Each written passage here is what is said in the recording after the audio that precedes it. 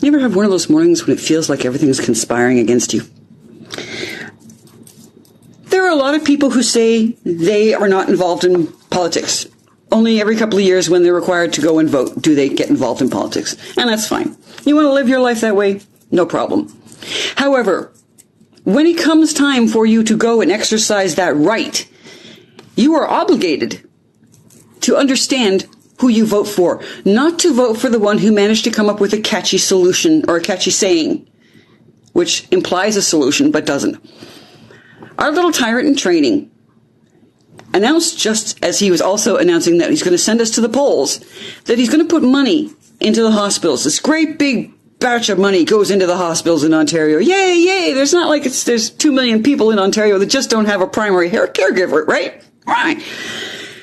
What that stunt, and that is a political stunt, is counting on is the fact that you won't remember that it was the Conservatives that stripped all the money from both education and the hospitals. This is pennies compared to the dollars they took.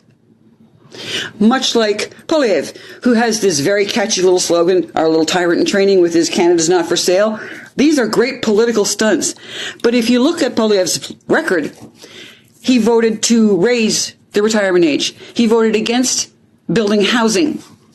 Basically, anything that isn't, as it usually is with Conservatives, for the wealthy, privileged, Poilievre doesn't care about. Ford's the same way. If we let Ford get back in charge when he's got several years worth of controversy around him with his fucking with our planet, just like down in the States, little tyrant in training wants his highway that only he and his construction buddies want. Put him back in charge. And Canada at this point is pretty good when it comes to not having polluted water. It won't be much longer. If we let this type of person get control, Poilievre, Ford, we're fucked. And we can learn from the States when they say one thing, but they do something else.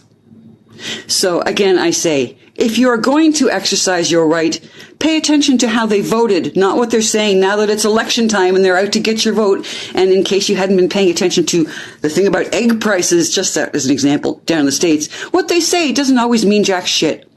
Or, as Spider-Man puts it, don't watch the mouth, watch the hands.